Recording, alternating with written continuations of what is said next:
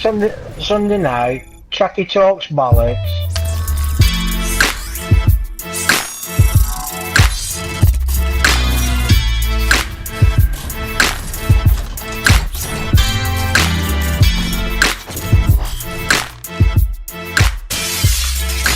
Prison was the hard part, and I spent over 12 years in prison. In 18 years I did 12 total, and it wasn't the hard part wasn't going to prison, it was getting out and trying to be part of society again. Because at one time I was a contractor. I had 4 employees, 3-bedroom house, blah blah blah blah blah, and I had to lose it all to realize it was just stuff. But still, then when you're done with your time, and I discharged my sentence in February 11th of 2011, I got my parole papers signed off. I became a citizen again. I can actually vote. I can actually go in and vote for the president.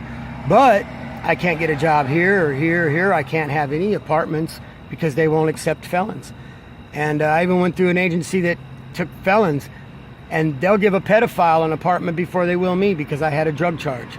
I wasn't even dealing drugs, I had possession. But anybody that has possession of drugs, they're worried about them selling drugs in their apartments, so they won't give them one. But this place would give a pedophile, somebody who raped a little baby or something, and give them an apartment, but they wouldn't let me have one because of my felony, because I had a drug felony. And it just the hard part was just becoming part of society again. It's like they didn't want me. They didn't want me to be part of their society anymore. So I just decided, fuck it. I'm gonna sleep in a tent. I'm gonna do what I love for a living, which is playing music. And if I just make a little bit of money, I'd rather do what I love with a passion and make a little money than go back to contracting and try to make a lot of money and be part of a society that doesn't even want me no more. Fuck them, you know? Fuck society.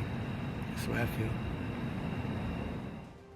Hi girls and guys, it's MrTrakky and we're on the right track.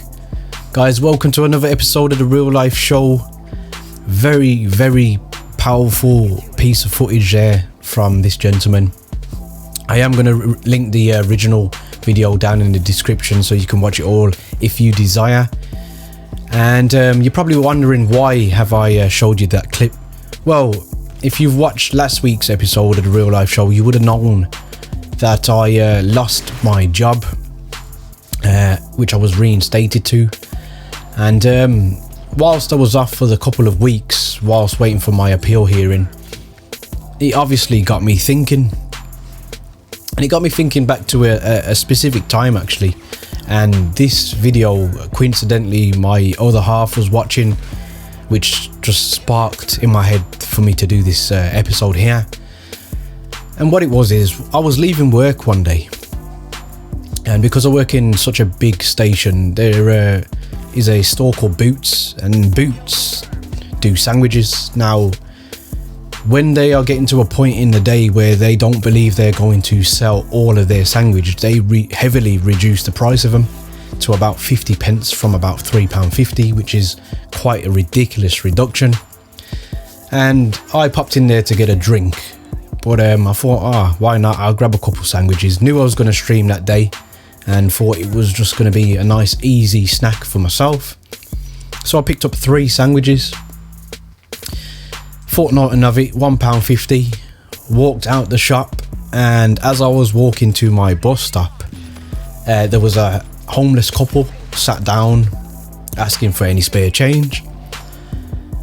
And without thinking, because this is the type of person I am, I handed over 2 of the sandwiches that I had in my hand and says, I haven't got any money, but would this be any good to you? And I could see the instant appreciation in both of their faces.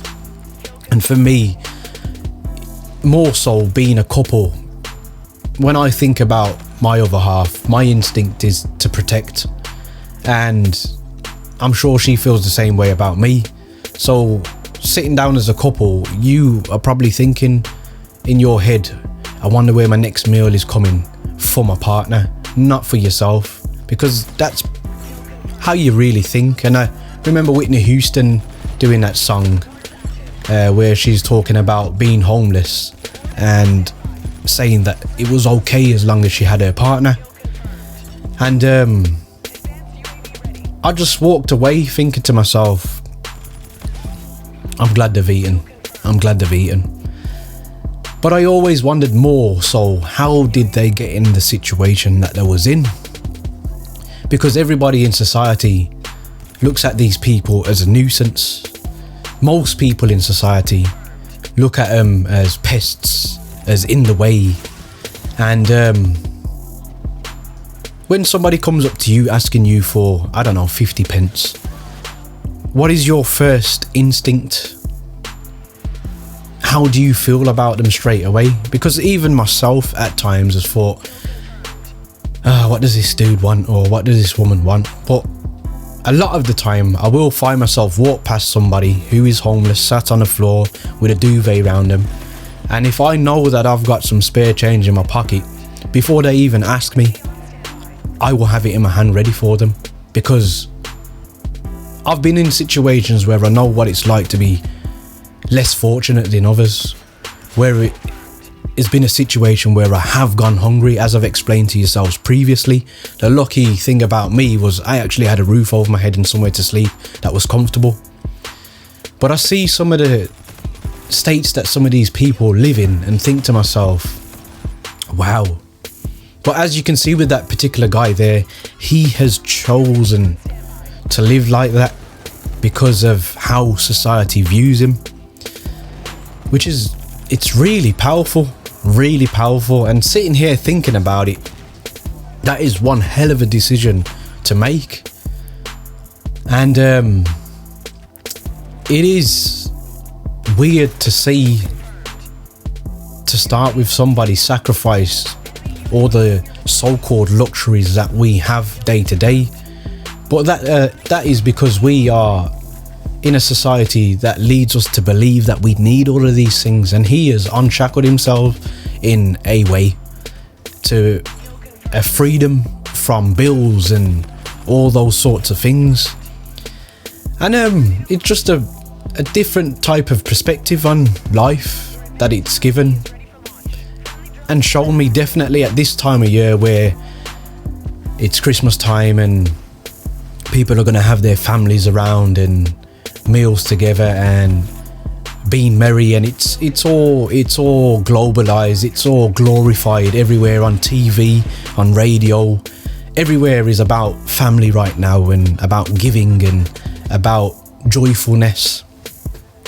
And in a way, I think what I'm trying to say to you is, if you do go down the road in the next, I don't know, 2 to 3 weeks in this seasonal period that we're having, I know there's a lot of rallies where people do soup rallies and they give out dinners and blankets and stuff, but most of these people are naturally charitable people. I'm kind of speaking to the people who look at these people instantly as a nuisance, and I'm just trying to say to you, think about yourself being in that position, because it's not impossible to happen. And that was pretty much my line of thought when I lost my job the other day. I know people who have lost their job, they turn to drugs, and they're a shell of them, the person that I knew 10 years ago. And these people were living very prosperous lives and were tipped to go on to be very successful people when I knew them way back when. So it just goes to show, guys, that life can throw some real curved balls at you, and just try not to have that type of stiff upper lip, look down your nose attitude at certain people, because you do not know what their situation was and why they are where they are now. And that is pretty much my message for you today. I really hope that you take some time out to watch the video about this guy, because he could teach a lot of people a thing or two. The video has nearly 2 million views on it. It's obviously struck a chord with a lot of people, and he definitely deserved the GoFundMe that he received. Guys, that is it for today's real life show. I hope you've enjoyed. Thank you for tuning in. If you didn't realise, that was a nuclear failure, one off the nuke, and this was a live stream, which is really upsetting. Guys, there are many buttons you could hit, but the like and subscribe button, I hope they tickle your fancy.